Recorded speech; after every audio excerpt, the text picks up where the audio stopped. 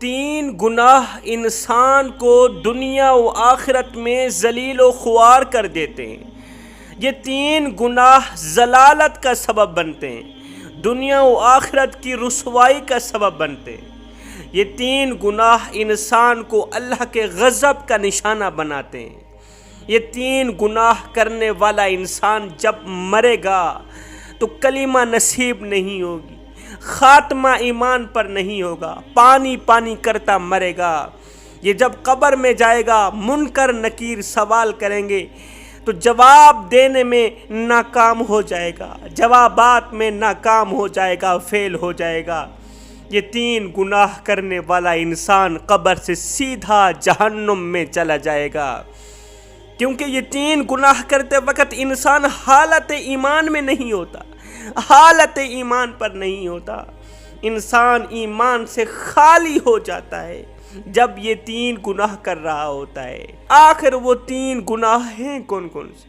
حضرت سیدنا علی المرتضیٰ شیر خدا کرم اللہ وجہ الکریم نے فرمایا، لوگو سب کچھ کرنا، یہ تین گناہ نہ کرنا۔ اگر زندگی میں ہو گئے ہیں یہ تین گناہ تو فوراً توبہ کر لینا، اللہ کے حضور توبہ کر لینا، گڑ گڑا کے رو رو کے پختہ توبہ کرنا۔ یہ گناہ کرنے والا انسان اللہ رسول کی نظروں سے گر جاتا ہے، اپنوں کی نظروں سے بھی گر جاتا ہے، اپنے بھی اس کی عزت نہیں کرتے، اس کی رسپیکٹ نہیں کرتے، باقی تو باقی اس کی اولاد بھی اس سے بدظن ہو جاتی ہے، اس کی اولاد بھی اس سے دور دور ہو جاتی ہے۔ یہ اس کی سب سے بڑی سزا ہوتی ہے۔ پوچھا گیا حضرت وہ تین خطرناک گناہ کون کون سے ہیں؟ فرمایا نمبر 1 کسی پر ظلم کرنا، مر جانا مٹ جانا، کسی مظلوم پر ظلم نہ کرنا۔ جب ظالم مظلوم پر ظلم کر رہا ہوتا ہے تو اس وقت وہ حالت ایمان پر نہیں ہوتا، ایمان سے خالی ہوتا ہے، اس وقت اس کے اندر ایمان نہیں ہوتا۔ اگر اسی وقت موت کا فرشتہ آ بھی جائے، جب انسان کسی مظلوم پر ظلم کر رہا ہوتا ہے، عین اسی وقت اگر مر گیا تو بے ایمان ہو کر مرے گا، خاتمہ ایمان پر نہیں ہوگا، بھوکا پیاسا مرے گا، قبر سے سیدھا جہنم میں جائے گا۔ جوانوں سب کچھ کرنا، مظلوم بن کر مرنا، ظالم بن کر نہ مرنا۔ اگر ظالم بن کر مرو گے تو قیامت کے دن یزید کے ساتھ اٹھائے جاؤ گے، حجاج بن یوسف کے ساتھ اٹھائے جاؤ گے، اور اگر مظلوم بن کر مرو گے تو قیامت کے دن مولا حسین کے ساتھ اٹھائے جاؤ گے، مولا حسین کی صف سے اٹھائے جاؤ گے۔ حجاج بن یوسف ظالم گورنر تھا، ظالم گورنر جس کا نام سن کر لوگ کانپ جاتے تھے، اتنا بڑا ظالم تھا۔ ایک دن حجاج بن یوسف کسی محفل میں آیا نا، کسی مجلس میں آیا تو سارے لوگ اٹھ کھڑے ہوئے ادباً احتراماً، ڈرتے مرتے تمام لوگ اٹھ کھڑے ہوئے۔ وہاں پر ایک فقیر اللہ والا بیٹھا تھا، وہ ٹانگ کے اوپر ٹانگ چڑھا کے بیٹھا رہا، اسے جنبش بھی نہ ہوئی، اسے پرواہ نہ ہوئی کہ وقت کا ظالم گورنر آیا ہے۔ اس فقیر اللہ والے کو دیکھ کر حجاج بن یوسف غصے سے چلا اٹھا، بھڑک اٹھا کہ ساری دنیا میرا ادب کرنے والی، احترام کرنے والی، یہ 2 ٹکے کا بابا اپنی جگہ سے اٹھا نہیں مجھے سلام دینے کے لیے، میرے ہاتھ چومنے کے لیے، ادب و احترام کے لیے، یہ کیوں نہیں اٹھا؟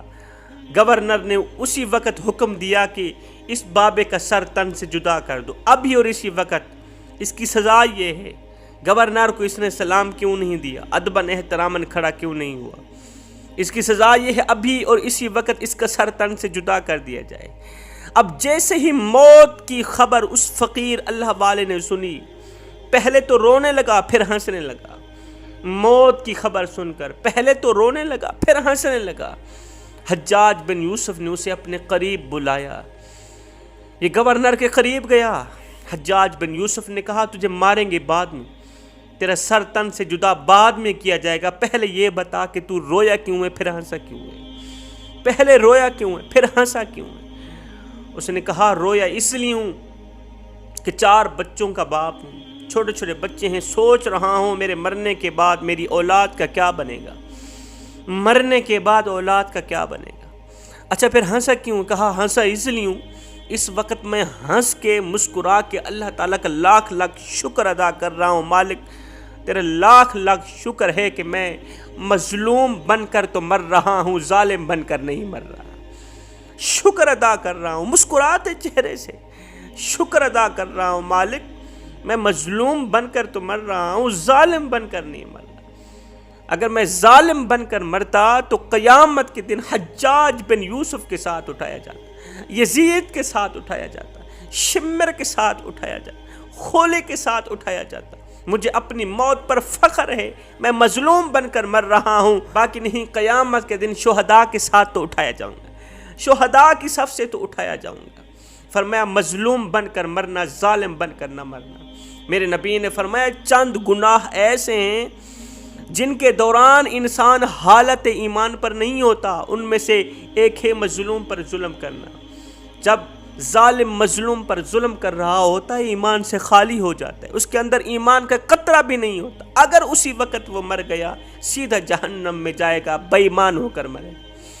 حضرت علی رضی اللہ تعالیٰ عنہ فرماتے ہیں زندگی میں کبھی بھول کر کے بھی کسی مظلوم پر ظلم نہ کرنا، ظلم کے دوران اگر وہ مر گیا تو یاد رکھنا تم نے پوری انسانیت کا قتل کیا۔ جس نے ایک انسان کا قتل کیا، جس نے ایک انسان کو مارا، سمجھے اس نے پوری کائنات کو مار دیا، پوری انسانیت کو مار دیا۔ اتنا بڑا گناہ ہے۔ حضرت علی رضی اللہ تعالیٰ عنہ فرماتے ہیں دوسرا گناہ اللہ کا دروازہ چھوڑ کر کسی غیر کے دروازے پہ جا کر بھیک مانگنا، اللہ کی چوکھٹ چھوڑ کر کسی غیر کے دروازے پر جا کر خیرات مانگنا، ہاتھ پھیلانا۔ فرمایا زنا کتنا بڑا گناہ ہے، بہت بڑا گناہ ہے۔ نماز کا نہ پڑھنا بہت بڑا گناہ ہے، لیکن اللہ تعالیٰ کو اتنا غصہ نہیں آتا، اتنا غضبناک نہیں ہوتا اللہ تعالیٰ۔ چوری کرنا، سود کا پیسہ کھانا، یہ سب کچھ کرنا، یہ تمام گناہ بہت بڑے گناہ ہیں، مگر سنو اللہ تعالیٰ کو اتنا غضب نہیں آتا، اتنا غصہ نہیں آتا جتنا غصہ جب ایک انسان اللہ کا دروازہ چھوڑ کر غیر کے دروازے پہ جا کے بھیک مانگتا ہے، اس وقت اللہ تعالیٰ کو بہت ہی بڑا غصہ آتا ہے۔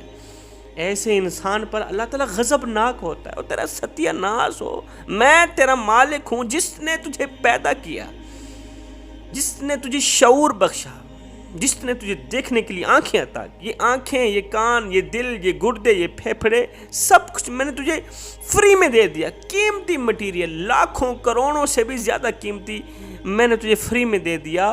وہ خدا جو 70 ماؤں سے بھی بڑھ کے تجھ سے محبت کرنے والا ہے، اس کا دروازہ چھوڑ کے غیر کے دروازے پہ جا کر مانگتے ہوئے تجھے شرم نہیں آتی؟